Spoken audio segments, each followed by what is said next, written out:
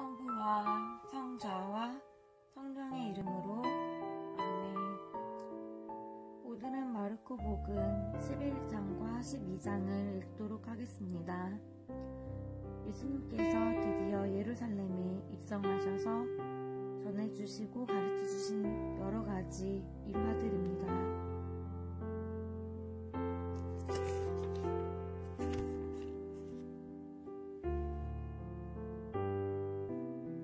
길이요 진리요 생명이신 스승 예수 그리스도님, 저희가 성 바오로 사도와 교회의 정신으로 당신 사랑의 숭고한 지식을 깨닫게 하소서. 당신의 성령을 보내시어 당신이 설교한 것을 저희에게 가르치고 깨우쳐 주소서. 아멘.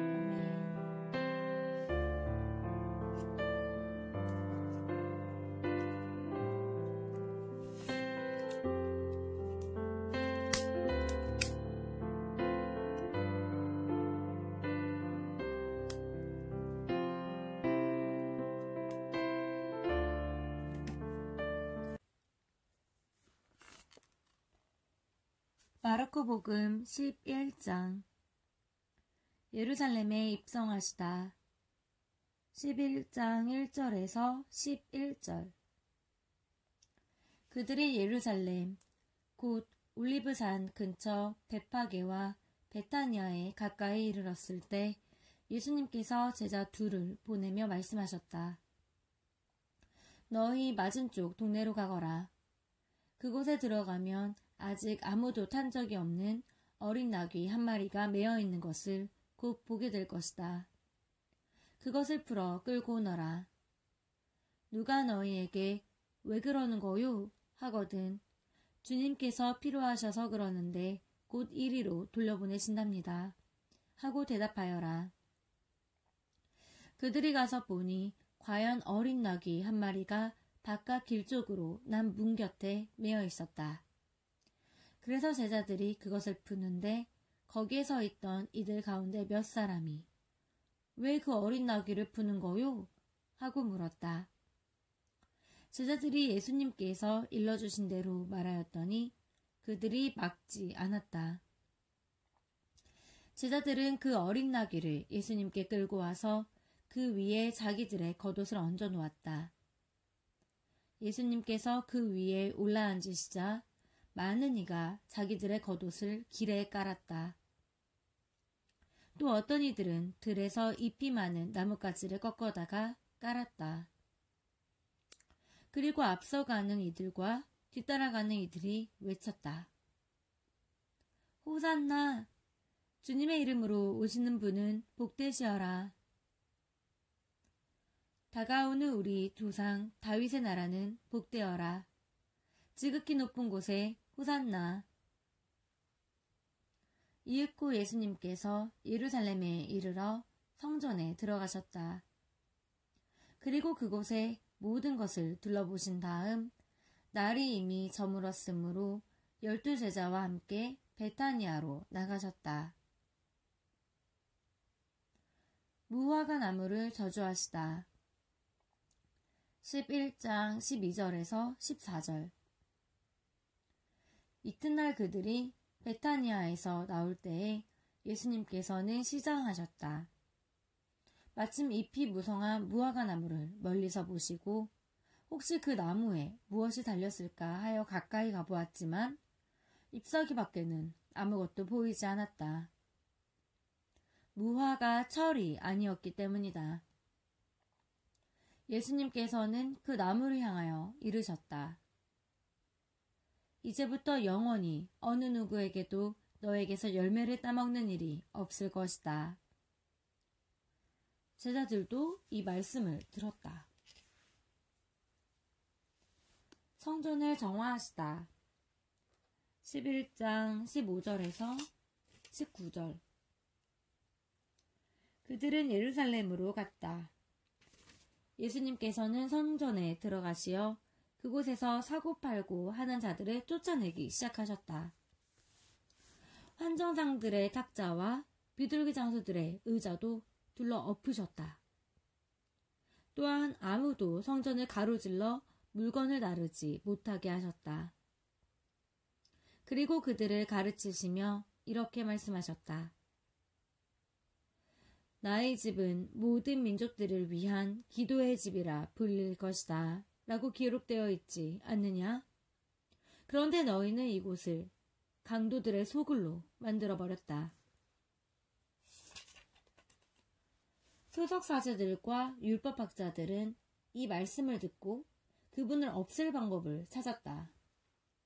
군중이 모두 그분의 가르침에 감탄하는 것을 보고 그분을 두려워하였던 것이다. 날이 저물자 예수님과 제자들은 성 밖으로 나갔다.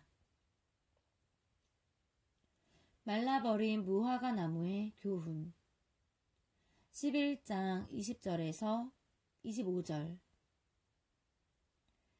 이른 아침에 그들이 길을 가다가 그 무화과 나무가 뿌리째 말라있는 것을 보았다. 베드로가 문득 생각이 나서 예수님께 말하였다.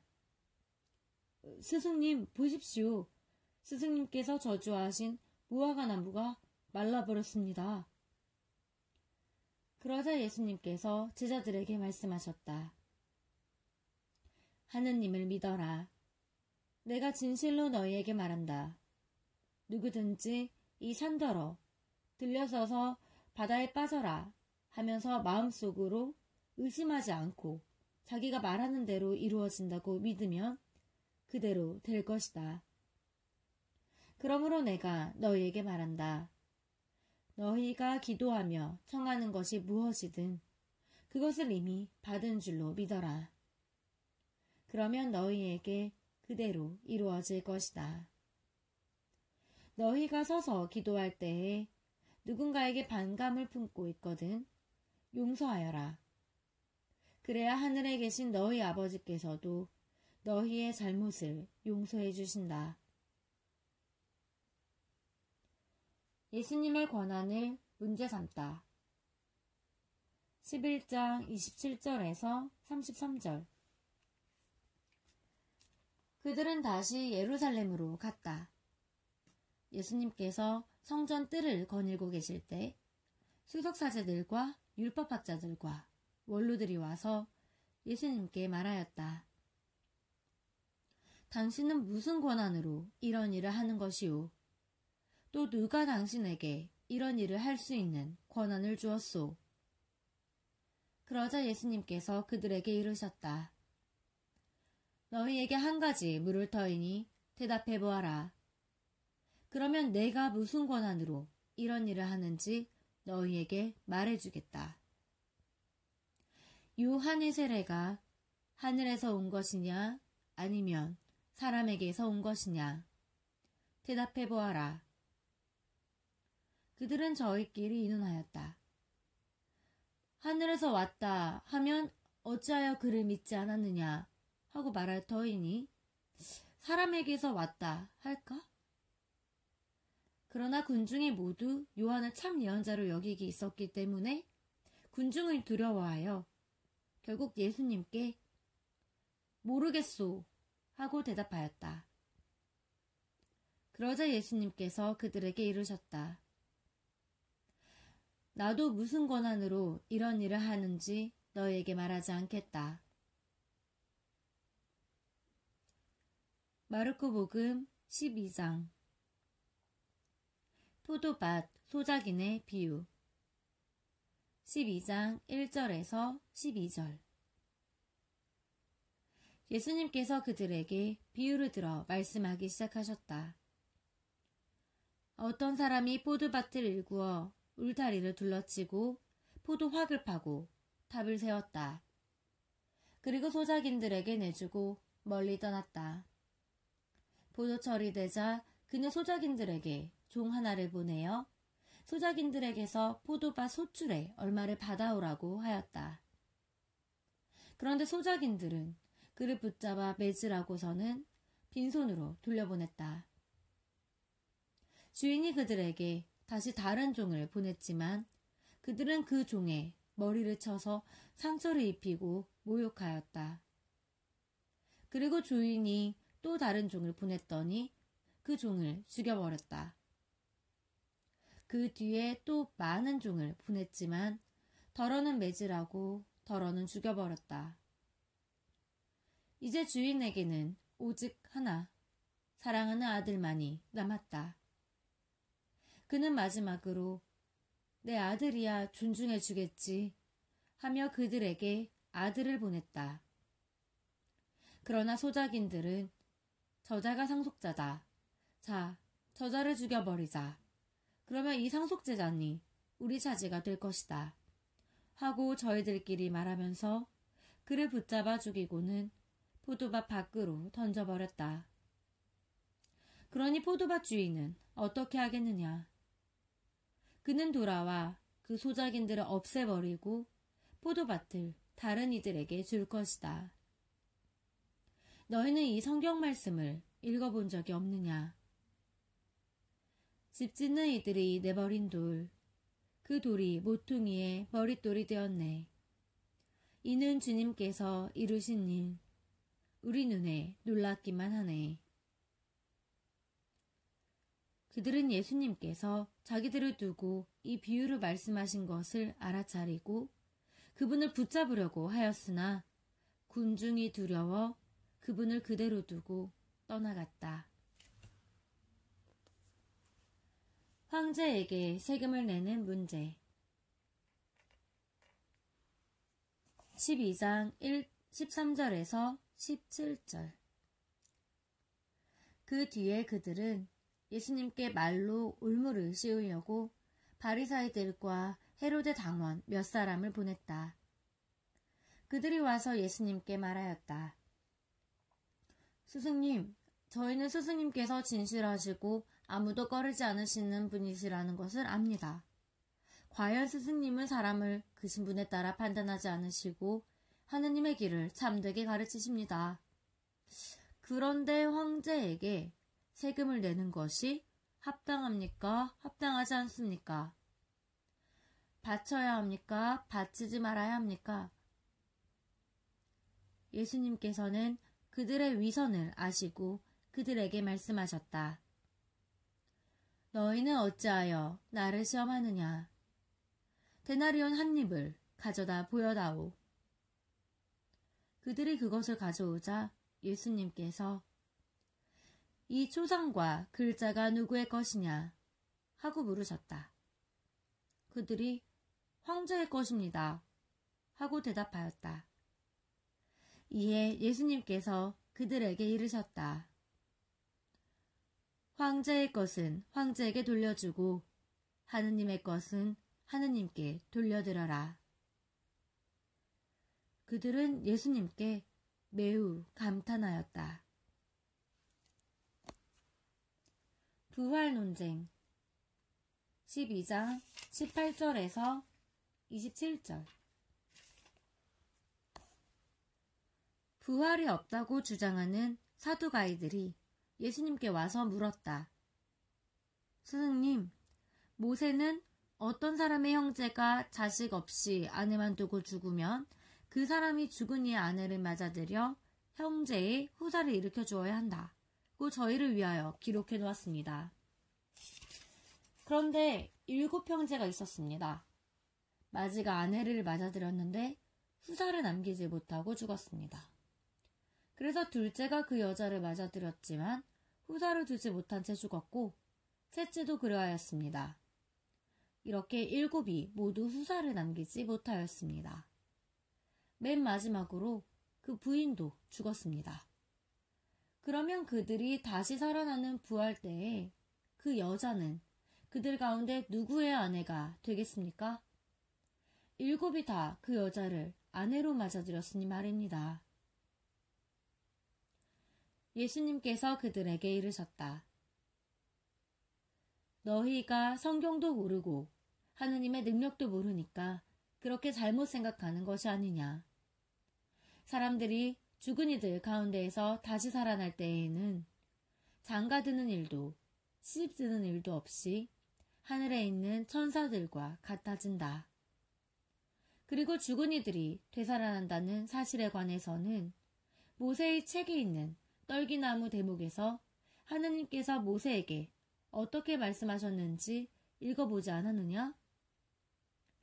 나는 아브라함의 하느님, 이사학의 하느님, 야곱의 하느님이시다. 하고 말씀하셨다. 그분께서는 죽은 이들의 하느님이 아니라 산 이들의 하느님이시다. 너희는 크게 잘못 생각하는 것이다. 가장 큰 계명 12장 28절에서 34절. 율법학자 한 사람이 이렇게 그들이 토론하는 것을 듣고 있다가 예수님께서 대답을 잘하시는 것을 보고 그분께 다가와 모든 계명 가운데에서 첫째 가는 계명은 무엇입니까? 하고 물었다. 예수님께서 대답하셨다. 첫째는 이것이다. 이스라엘아, 들어라. 주 우리 하느님은 한 분이신 주님이시다. 그러므로 너는 마음을 다하고 목숨을 다하고 정신을 다하고 힘을 다하여 주 너의 하느님을 사랑해야 한다. 둘째는 이것이다. 너의 이웃을 너 자신처럼 사랑해야 한다. 이보다 더 큰 계명은 없다. 그러자 율법학자가 예수님께 말하였다. 훌륭하십니다, 스승님. 그분은 한 분뿐이시고 그 밖에 다른 이가 없다 하시니 과연 옳은 말씀이십니다. 또 마음을 다하고 생각을 다하고 힘을 다하여 그분을 사랑하는 것과 이웃을 자기 자신처럼 사랑하는 것, 이 모든 번제물과 희생제물보다 낫습니다. 예수님께서는 그가 슬기롭게 대답하는 것을 보시고 그에게 너는 하느님의 나라에게서 멀리 있지 않다 하고 이르셨다. 그 뒤에는 어느 누구도 감히 그분께 묻지 못하였다.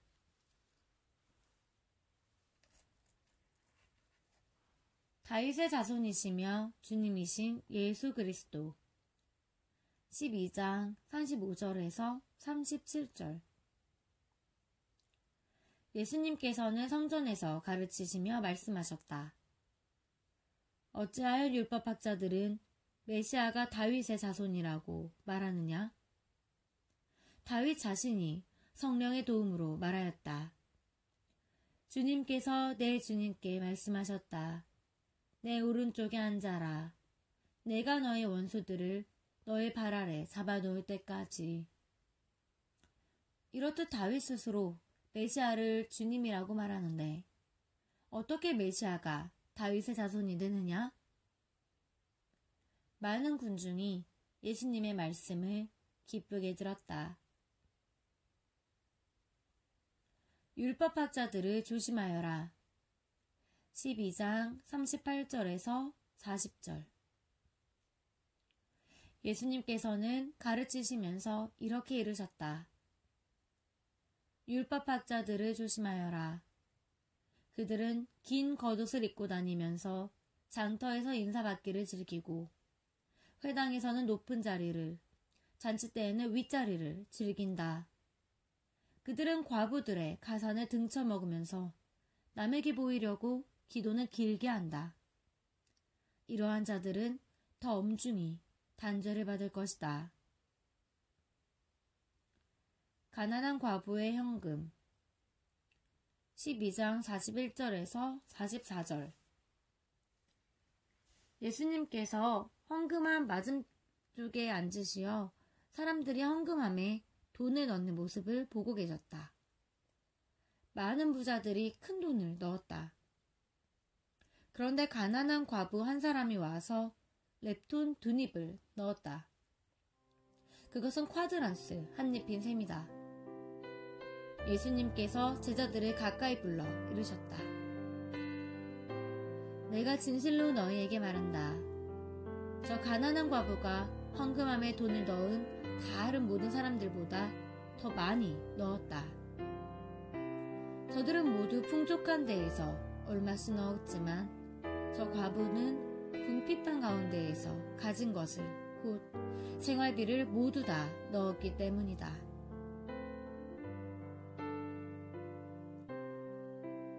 주님 감사합니다.